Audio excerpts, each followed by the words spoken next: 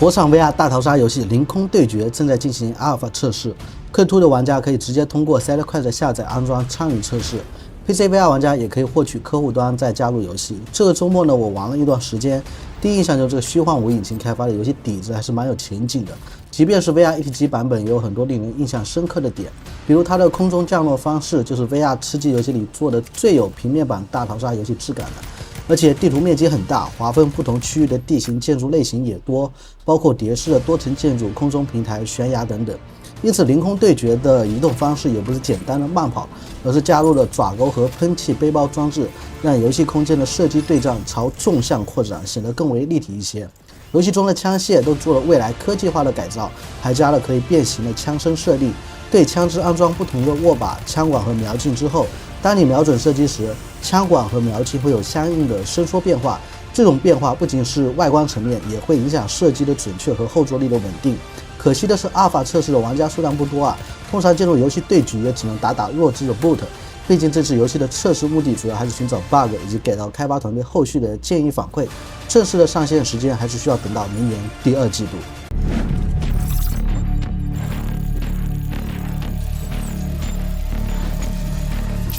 VR 是虚拟的，但体验是真实的。大家好，欢迎来到本期的 VR 玩了。那我们现在已经正式进入凌空对决的它的这个等待大厅里面。我们长按右手柄的 A 键就可以持续使用空气背包在这个天空中飞行。我们的左手是一个爪钩，只要朝向目标的墙面或者建筑物发射，你就会被直接牵引过去。同时别忘了，你使用爪钩是有 CD 时间的，可以看到眼前这个 HUD 显示。那我们现在看的像手腕这边点击这个开始游戏进入匹配，它这里面这个触控的这个交互做的不太好，是需要改进的地方。然后我们走向大厅的背面就是一个靶房，我们在这里可以试一下基础款的武器。游戏里的枪械的风格有点就是未来科幻的感觉啊，我比较喜欢它这里设计的一个小心思。当我没有进行瞄准的时候，从另外一个角度去观察它就是它的枪管还有它的这个瞄准镜就会缩进去，然后我直接拿到眼前的时候，它又会伸出来，所以说这种动态变化就很有给人一种科幻的感觉。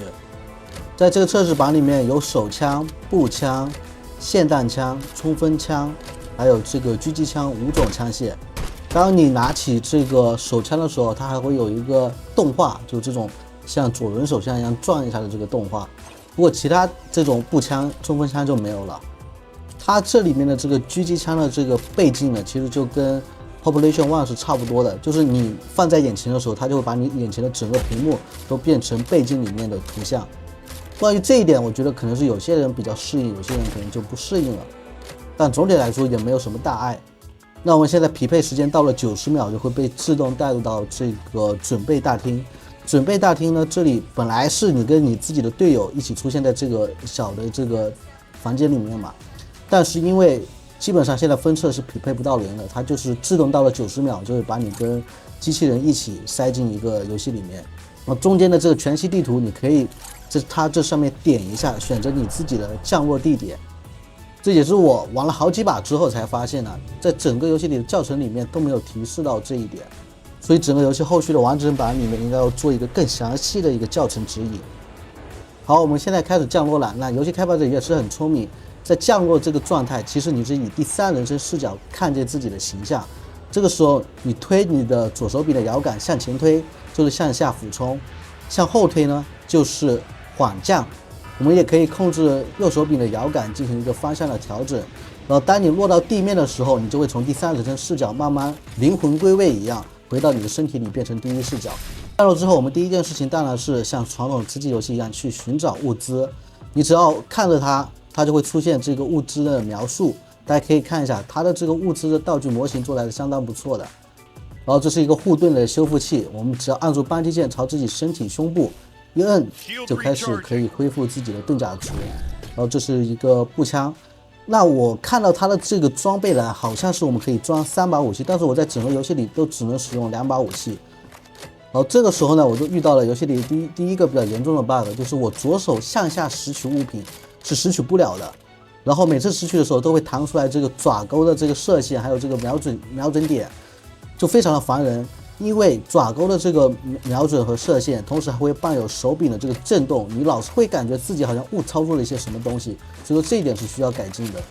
然后就是我拉枪栓的时候，总是感觉有点卡卡顿顿的，不知道是不是因为网络原因。倒是枪的子弹打到墙面上或者外面这些集装箱都有做了相对应的弹孔效果，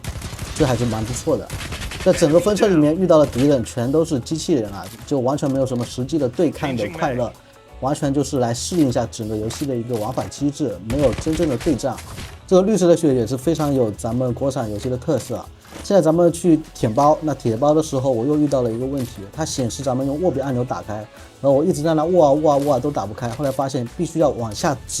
指向背包这个视角你才能去打开，这又是一个影响体验的地方。然后就是这个菜单吧，你必须要把手伸到这个装备物品里面，你才能拾取出来。我一开始以为它有这个射线，就是能够隔个1-2米瞄准，用射线瞄准直接拾取的，没想到得亲自把手握在里面才能拿出来。那你这个射线存在，不就是有点影响视线了？其实包括爪钩瞄准射的时候，明明已经有个瞄准器了，你为什么还要添加这个蓝色的射线呢？我觉得蓝色射线在整个游戏里出现，破坏整个你的视线当中这个元素的一个和谐度，因为你从始至终并没有真正的运用到这个射线嘛，所以说它的存在是没有必要的。如果它的这个窗口里面，它的所有的道具全都是一个小的模型，这一点是比较不错的。比如我们玩 Population 1的时候，它的这个菜单窗口里面的东西就是一个平面的图标，但是这里面我们按 B 打开自己的那个装备栏，就可以看到，无论是子弹也好，还有这个枪械配件也好，它就是一个小的模型，你可以直接从菜单里面拿出来，这就比较有这种沉浸感和真实感。这些物资里边这些枪械配件呢，你是可以自己手动拿出来装到自己的枪械上面的。不过它就是没有提醒你这个倍镜能不能装到某一把特定的枪上面，有时候我拿出来就是放不上去，说这个指引还需要做得更明确一些。跟一般的吃鸡游戏一样啊，它的这里面的机制呢，就是你跑毒圈嘛，因为有了这个爪钩，还有这个可以持续性飞行的这个喷气背包，你赶路就不像其他吃鸡游戏会那么的累。然后这时候我又遇到一个莫名其妙影响体验的东西啊，就是我拿着枪松掉之后，这把枪突然间就飞走了。就正常来说，我在这个位置松掉枪，它不是应该落向原地吗？我现在从肩膀这边又拿出了一把枪，大家看着，我一松，它第一下是飞回了这个肩膀，第二下它直接从左侧这边远远的飞出去了。回到这里也是，我右手拿起了这把枪，我往前一抛，没想到它是直接向右侧飞过去，而不是向前飞过去。所以说这个弱点就很奇怪。那这把枪也是，我现在往前抛，它就会识别成我会把枪放到肩膀背后去，它会有一个动画，像回旋镖一样回到我的肩膀这里，就很莫名其妙。希望开发者能够把这一点给改进一下。最后还有一个比较影响体验需要改进优化的地方，就是地图系统。这地图系统是你看向掌心会有一个全息的小地图，但是每次我翻的时候需要翻很多遍才会看到这个掌心，或者就是每次一翻都会识别成我想要使用爪钩，出现一个射线，就非常的烦人。即便你掌心打开看到了这个地图，它的这个小地图的显示范围呢又是特别小，就没有什么实际有益的效果，它只能让你大致的辨别方位，你并不能看到这个毒圈在哪，你必须要用你的右手再点一下才会出现一个飘在眼前的一个大的这个窗口，然后蓝色的地方就是安全区嘛。但是问题又来了，这个窗口你又要重新看向手掌，点一下，它才会消失掉。在这个过程中，它会一直出现在你眼前，影响你的视线。然后你拿起枪，突然间遇到敌人，你都不能开枪，这一点设计就很奇怪。再加上你这个地图老是看向看不准，不好使用，就会严重影响你在游戏里面的进程。事实上，你在这样的吃鸡游戏过程中，你右手持枪，其实你右手拿着枪，它的这个使用率是很低的。反而你的左手既要使用爪钩，又要使用这个地图，你就需要涉及更便捷的方式来操作这两项，就完全可以参考 Population 1的那种设计，就是你在左手柄这边专门留出一个键，可以及时性的打开地图，只要你一直按着就可以一直显示地图。玩家只要不看地图的松掉这个键，这个地图就会消失。然后地图大小呢，它的这个菜单窗口就可以跟你这个装备栏的差不多，就是一个缩略图，这样你可以实时的观看，又不会影响你在游戏当中突然间遇见敌人需要进入战斗的这种状态。那以上这些就是我个人觉得还需要改进优化的地方。那希望开发者后续能够慢慢的去完善自己的作品。游戏测试还会有几天，大家如果感兴趣的话，可以在 SideQuest 平台去下载这个游戏。OK， 那本期的视频就到这里，我们是不等待 VR 成熟，而是要陪着 VR 成熟的 VR 走圈。如果你也是对 VR 相关感兴趣，欢迎关注我的频道、点赞、投币、转发3连。那我们下期视频再见。